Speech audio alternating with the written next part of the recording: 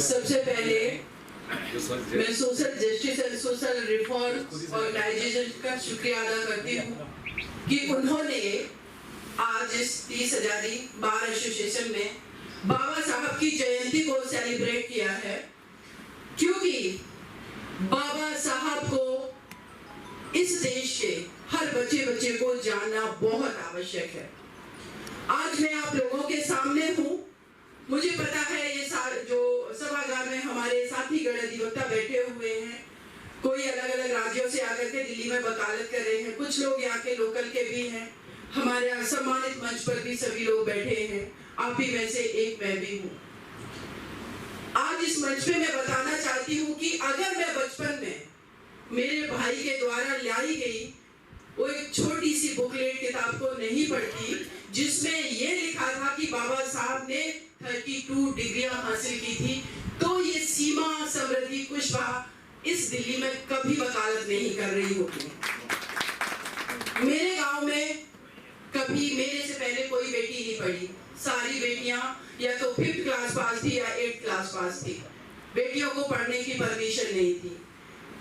तो बाबा साहब को पढ़ने के बाद मुझे लगता है हर किसी के अंदर क्रांति आती है, और सबसे ज्यादा जो क्रांति आती है वो है दलित, शोषित, पीड़ित, वंचित, और जिसमें सबसे निचले पायदान पर महिलाओं को रखा गया है उनके अंदर। आज मैं सभागार में देख रही हूँ, एक मोहतरमा वकील साहिबा बैठी हुई है, एक वहां पर बैठी हुई है, मतलब मुझे बताना पड़ रहा है कहाँ कहाँ बैठी हुई। ये विडंबना है 21st सेंचुरी की, ये विडंबना है। देश की 49% महिलाओं की आबादी है। आज से 131 साल पहले जिनका जन्म हुआ वो संविधान को 70-75 साल पहले देकर के चले गए, और महिलाओं के मुद्दे, सुरक्षा, उनकी डिग्निटी, समानता की बात करके चले गए। लेकिन अफसोस इस बात का है कि अभी भी जिस प्रोफेशन को सबसे प्रोग्रेसिव प्रोफेशन माना जाता है, वकालत, वहां पर महिलाओं की भागीदारी नहीं है।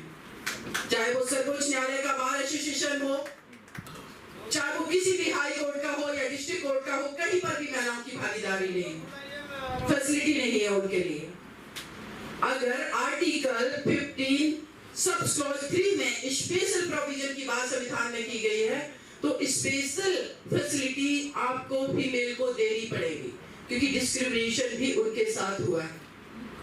अगर हम कानून के निर्वचनों की बात करें, अभी रिटायर्ड जस्टिस यहाँ पर जिन्होंने पीएचडी की हुई है SC/ST एक्ट में, उन्होंने डिस्कस किया जो अमेंडमेंट आया है लेटेस्ट। आप सभी को मैं बताना चाहती हूँ कि हाथरस में जो gang rape and murder case हुआ है, उस बिटिया का पिछले 1.5 साल से जो दिल्ली जो लखनऊ हाई कोर्ट है उन्होंने शोमोटो कॉग्निजेंस लिया था, उस SC/ST एक्ट के इंटरप्रिटेशन पर ही बहुत सारा डेट निकल रहा है, क्योंकि वो उस इंटरप्रिटेशन में ये ढूंढा जा रहा है कि इनको जो राइट इसमें स्पेशल दिए गए हैं इसको हम कैसे कम कर सके, उसका इंटरप्रिटेशन करके। जबकि SC/ST एक्ट प्रिवेंशन की बात कर रहा है। अगर क्राइम हुआ तो इमीडिएटली जो ऑन ड्यूटी है उनको आपको सस्पेंड करना पड़ेगा, वो प्रिवेंशन की बात कर रहा है, उस सरकार पर उंगली खड़ी कर रहा है। लेकिन उस केस में अभी तक डीएम को सस्पेंड नहीं किया। तो इस प्रोफेशन में इसकी खूबसूरती ये है कि इस प्रोफेशन में काम करने वाले लोगों ने इस देश को आजाद कराया। इस प्रोफेशन में काम करने वाले एक व्यक्तित्व, एक महान व्यक्तित्व बाबा साहब अंबेडकर जी ने संविधान लिख दिया। जो संविधान सभा के अध्यक्ष थे वो थे डॉक्टर राजेंद्र प्रसाद जी, लेकिन जो प्रारूप समिति के अध्यक्ष उनको बहुमत से चुना गया वो थे बाबा भीमराव अंबेडकर जी। और राजेंद्र प्रसाद जी ने बाबा भीमराव अंबेडकर जी के बारे में जो बात कही इसी किताब में, मैं आपका शुक्रिया अदा करती हूँ कि किताबें जो है वो बहुत बड़ी दोस्त होती है, स्कॉलर आपको सब कुछ दे देती है।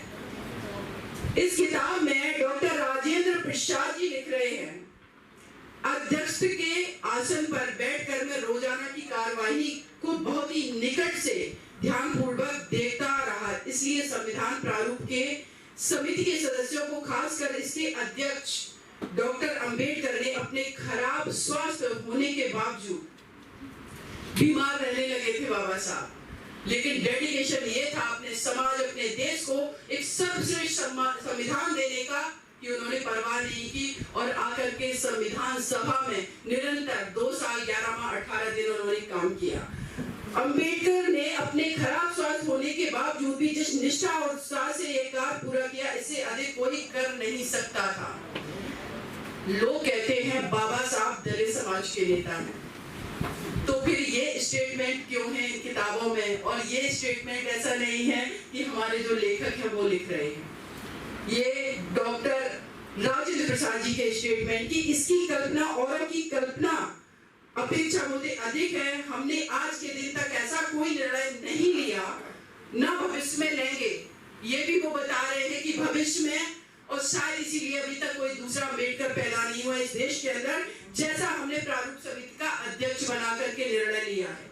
नेहरू जी ने तारीफ की, मुस्लिम नेता ताजुल हुसैन जी ने कहा कि संविधान निर्माण का श्रेष्ठ कानून मंत्री डॉक्टर अंबेडकर को जाता है। उन्हें विश्व के संविधानों और कानूनों का जिस तरीके से ज्ञान है इस देश में, बाकी में जब मैं सोचती हूँ कि अगर बाबा साहब ने इस तरीके का संविधान नहीं दिया होता, मैं देखती हूँ उथल पुथल हमारे पड़ोसी देश पाकिस्तान में देखिए, कोई भी सत्ता वहाँ पर 4-5 लोग सत्ताएं चलाते हैं, इंस्टीट्यूशंस ISI भी चलाती है, वहाँ का जो मार्शल लॉ है वो भी चलाता है सर, और सत्ता 5 साल नहीं चलती है। लेकिन स्टेबिलिटी देखिए हमारे संविधान की, हम डेमोक्रेटिक तरीके से चुनाव के माध्यम से सत्ता का परिवर्तन करते हैं। वो अलग बात है कि समय दर समय जो डेमोक्रेसी है उस पर भी प्रश्न खड़े होने लगे कि इलेक्शन इस देश के अंदर फ्री एंड फेयर हो रहे हैं या नहीं। तो वो अलग एक टॉपिक है, अलग विषय है, उस पर भी चर्चा होगी, क्योंकि बहुत दिनों तक कोई भी चीज सस्टेन नहीं कर सकती है जिसके अंदर मोरलिटी और नेचुरलिटी नहीं है। तो वो भविष्य में आगे आने वाले में वो बात का विषय। लेकिन आज इस मंच से कुछ बातें और बहुत ज्यादा आवश्यक है। बाबा साहब जितने बड़े वकील थे, बाबा साहब संविधान निर्माता थे, बाबा साहब बहुत बड़े अर्थशास्त्री थे, लेकिन बाबा साहब सबसे बड़े फेमिनिस्ट भी थे। और मेरा ये अपना मानना है कि आज के समय में जो व्यक्ति फेमिनिस्ट नहीं है, जो इंटेलेक्चुअल है, जो विद्वान है, जो अधिवक्ता है, वो कहीं ना कहीं फेयर नहीं है। क्योंकि एक ही तारीख शुरुआत बजी, क्योंकि आपका दर्द हम समझते हैं और हम भी जानते हैं। आप सोचिए, एक बार कल्पना करिए, एक हमारे IPC में सेक्शन है 498A, हमारे जो मेल बसाती वकील है उससे आर्गुमेंट हो जाती, कोर्ट के बाहर की बात कर रहे हैं, इस धारा का मिसयूज बहुत ज्यादा हो रहा है, ये कहा जाता है। उसमें कहा गया है कि कोई व्यक्ति ससुराल जन का शारीरिक, मानसिक, भावनात्मक अगर शोषण करता है तो वो ये क्राइम करता है 498A में। लेकिन हमारे पूरे सोसाइटी का स्ट्रक्चर देखिए, कानून बहुत प्रोग्रेसिव है, लेकिन रियलिस्टिक ग्राउंड पर आज के समय में दहेज एक बहुत बड़ी बुराई है। एक बेटी की शादी में अगर उसके पिता ने ठीक से खाना नहीं बनाया और जब वो बेटी ससुराल जा रही तो उसको कहा जा रहा है कि खाना ठीक नहीं था। हमारे बेटे की, पहले बेटी की शादी में जंजीर, जो सोने की गोल्ड की चेन है, वो थोड़ी ज्यादा मोटी थी। That is the cruelty, mental cruelty. अगर इस तरीके से इनका कानूनों का इंटरप्रिटेशन होने लगे तो मुझे लगता है इस देश का 70% मेल पर्सन जेल में होगा। लेकिन सोसाइटी में जो चीजें हो रही है उसको आप जस्टिफाई करते हैं। कानूनों का सही मायने में इंटरप्रिटेशन ये होना चाहिए, क्योंकि इस देश की ही मैं बात नहीं करी, पूरे वर्ल्ड की बात करी। वो भी रशिया और यूक्रेन का युद्ध चल रहा है, आप लोगों ने न्यूज देखी होगी। वहां पर मैं सुन रही हूँ कि यूक्रेन की महिलाएं जो है अपने बाल छोटे करा रही हैं, क्योंकि उनके लंबे हेयर देख करके लोग अट्रैक्ट होकर के उनके साथ रेप करते हैं। ये पूरे भारत ही नहीं, पूरे विश्व की विडंबना है। एक जेंडर जिसको हमेशा सेकंड जेंडर कहा जाता है, वो फर्स्ट जेंडर नहीं हो सकी। जिसने फर्स्ट जेंडर को जन्म दिया, जिसने पुरुष को जन्म दिया, वो पुरुष फर्स्ट जेंडर बन गया और महिला सेकंड जेंडर बन गई। सिमोन द beauvoir, फ्रांस की राइटर, उन्होंने किताब लिखी स्त्री उपेक्षा। अब इन सारी चीजों पे अगर बात की जाए, चूंकि मैंने ये बाबा साहब का फेमिनिस्ट होने वाला जो एक टॉपिक है उसको इसलिए चुना क्योंकि मुझे पता है, और बाबा साहब भी आज होते तो वो ये कहते कि दलित समाज, इस देश का बहुजन आबादी भी अपने प्रोग्रेस कर रही है, लेकिन आज दलित के घर में भी एक स्त्री पीड़ित है। तो इसका मतलब है समाज में सबसे निचले पायदान पर एक स्त्री है। यही आज इस मंच से मैं कह रही हूँ। माननीय सर्वोच्च न्यायालय के chief justice of India Ranjan Gogoi ji पर मोलेस्टेशन का आरोप लगाया एक स्त्री ने। इसका मतलब क्या है कि किसी भी पद पर बैठ जाने से कोई प्रोग्रेसिव नहीं हो जाता। रिटायर होकर के आज को राज्यसभा के सांसद है, वो भी बात का विषय है। लेकिन मैं इस समाज का सच बताना चाहती हूँ आप लोगों को। मैं मेरे गांव में जब मैंने डिसाइड किया कि 8th क्लास के बाद 9th क्लास की पढ़ाई करने के लिए निकलूंगी, रोक दिया गया। कैसे पढ़ाई करने जाओगी? सुरक्षा का सवाल है, लड़की बहुत बोलती है। मैंने ऐसे वकीलों को भी बोला है ये कहते हुए मेरी पत्नी बहुत ही सुशील सब है। भाई साहब, आपकी पत्नी सुशील सब है, लेकिन आप एडवोकेट तब हो जब आप आर्गुमेंट करते हो, लॉजिकल हो, सवाल करते हो, गलत के खिलाफ खड़े हो।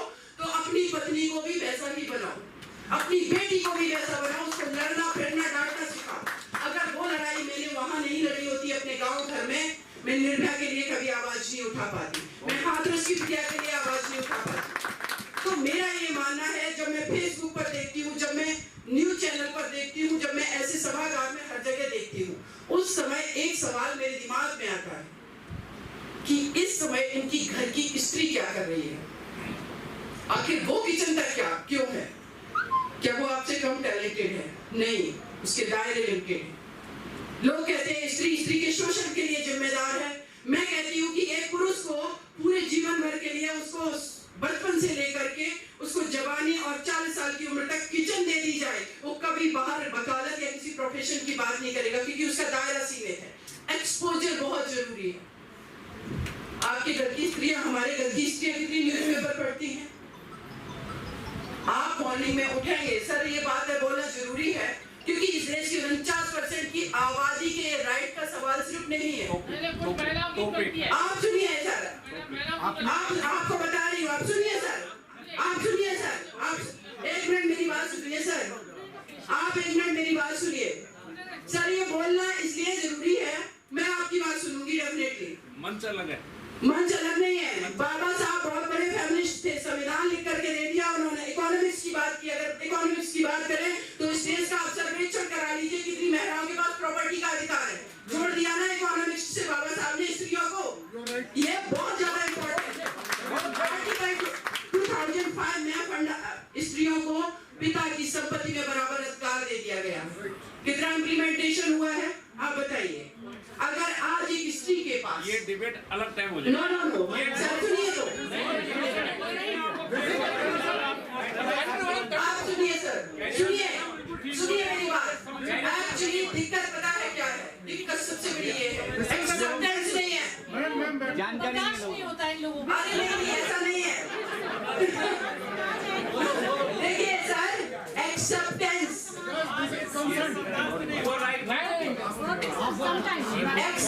सर, एक्सेप्टेंस बहुत जरूरी है। एक्सेप्टेंस बहुत जरूरी है। आप लोगों के द्वारा बनाई गई सत्ता सदियों से स्त्रियां एक्सेप्ट करती आई हैं। एक महिला का विचार आपको इतना प्रभावित कर गया कि आप रोकने लगे कि दूसरा टॉपिक है।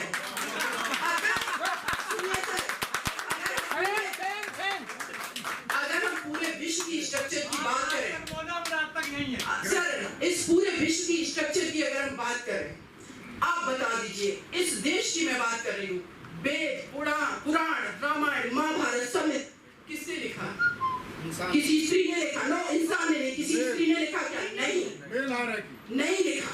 अब सुनिए, आप विश्व का पूरा स्ट्रक्चर, चाहे वो प्रथम विश्व युद्ध हुआ हो, द्वितीय विश्व युद्ध हुआ है, पुरुषों द्वारा क्रिएटेड की गई ये वैश्विक पूरी सत्ता ने मानवता को खतरे में डाला है। एक स्त्री कंपैशन की बात करती है, करुणा की। इसीलिए मैं आज कहती हूँ कि स्त्रियों की ओपिनियन क्या है, उसको पॉलिसी मेकिंग में, उसको सोसाइटी के स्ट्रक्चर में लेना चाहिए और एक्सेप्ट भी करना चाहिए। अदरवाइज यूक्रेन, रशिया, म्यांमार की सत्ता हिली ना सर। बाबा साहब ने संविधान दिया ना इतना स्ट्रॉन्ग, और फीमेल बर्दाश्त कर रही हैं, इसलिए सोशल स्ट्रक्चर डिस्ट्रॉय नहीं हो रहा। इस चीज को समझिए सर। अगर जिस दिन उन्होंने बिल्कुल आपकी तरह ब्लैक कोट पहन करके आपकी घर की बेटी, आपके भाई की बीवी, आपकी बीवी निकल आई आपको शाम को होकर के खाना नहीं मिलेगा, ये समस्या हो जाएगी। तो इसीलिए तो आप जस्टिफाई करते हैं उन चीजों को, क्योंकि सर देखिए बात सिर्फ ये नहीं है कि आपके घर में कोई स्त्री खाना ना बनाए, बात ये है कि वो इक्वली टैलेंटेड है, लेकिन due to society structure, due to financial crisis, due to exposure उसको ये सारी चीजें नहीं मिली, इसलिए वो अपने बच्चों की भी उस तरीके से अपब्रिंगिंग नहीं कर पा रही। जो स्त्री 24 घंटे अपने बच्चों के साथ रह रही, वो उसको बहुत ही कंस्ट्रक्टिव चीजें सिखा सकती है, लेकिन वो नहीं कर पा रही है।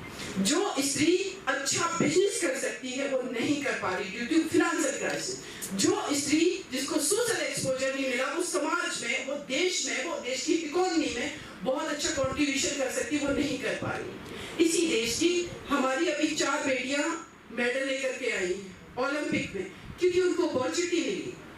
लिमिटेड अपॉर्चुनिटी में लड़कों के बराबर ओलंपिक मेडल लेकर के आई बेटियां। लेकिन ये क्या सच नहीं है? दिल्ली में निकल जाइए, जितने भी फील्ड है आप बता दीजिए कितने फील्ड में आपके हमारे घरों की बेटियां खेल रही हैं। कितनी बेटियां जब चुनाव होती है नुक्कड़ पर खड़े होकर के डिबेट डिस्कशन कर रही है कि किसकी सरकार बनेगी किसकी नहीं। उन बेटों के वजह से, वो सिक्योरिटी की वजह से घर से भी नहीं निकल पा रही है। इट मीन्स कि एक्सपोजर बहुत जरूरी है। इसीलिए मैंने ये बात कही है, और ये बात मेरे बाबा साहब ने जो संविधान में जो फेमिनिस्ट वो थे उन्होंने बात की, तो मैंने एक कदम आगे बात कर दी। देश की बहुसंख्यक आबादी में, इस देश में 49% महिलाओं की आबादी है, उनको इग्नोर किए बिना कोई भी प्रोफेशन जो है वो सफल नहीं हो सकता है। इसीलिए मैं कहती हूँ कि ग्राउंड रियलिटी है कि लोग डरते हैं कि हम जाएंगे, हमारी जमीन जायदाद बिक जाएगी मुकदमा करने में। माननीय सर्वोच्च न्यायालय के जब जस्टिस रिटायर होते हैं तो कहते हैं इसमें रिफॉर्म बहुत जरूरी है। इसका मतलब है कमियां हैं, और उन कमियों को एक्सेप्ट करके हमें सुधार करने की आवश्यकता है। क्या हम ये उम्मीद नहीं कर सकते हैं कि आगे आने वाले बार के 30 हजारी कोर्ट के इलेक्शन में इस बार में कम से कम 5 महिलाएं होनी चाहिए? मैं क्यों नहीं कर सकती? क्योंकि उनकी भी तो ओपिनियन होगी ना, उनके परसेप्शन से भी तो समाज बने। सर बहुत बेटर समाज स्त्रियां दे सकती हैं।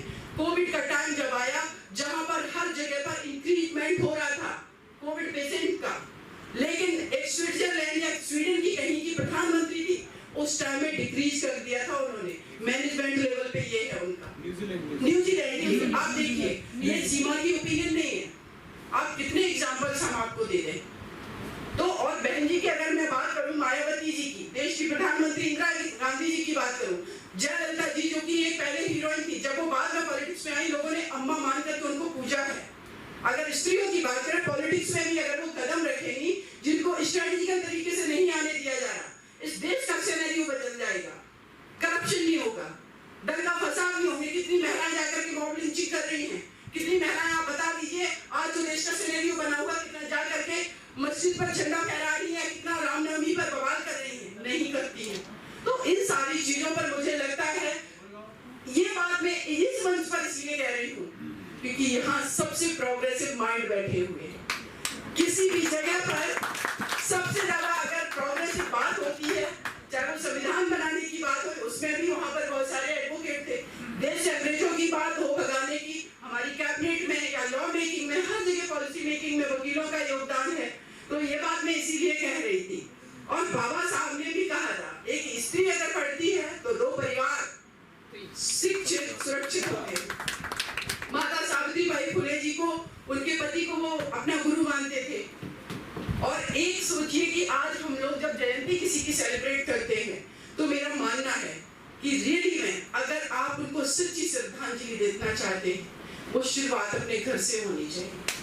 महात्मा ज्योतिबा फुले जी ने 9 साल की बच्ची थी माता सावित्रीबाई फुले जी, पढ़ा करके इस देश की प्रथम अध्यापिका बना करके प्रथम महिलाओं के लिए स्कूल खुलवा दिया।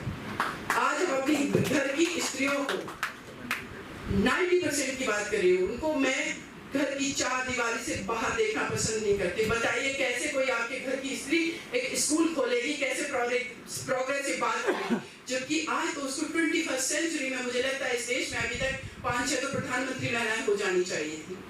लेकिन ये ड्यूटी जो सोसाइटी का स्ट्रक्चर है, तो इसको सर एक्सेप्ट करिए, हम सब एक्सेप्ट करेंगे। महिलाएं बहुत प्रोग्रेसिव के साथ साथ जेन्युइन भी है, बहुत बेटर करेंगी। और आज मैं अगेन कहूंगी कि बाबा साहब जो कि महान क्रांतिकारी, महान विचारक, महान अर्थशास्त्री,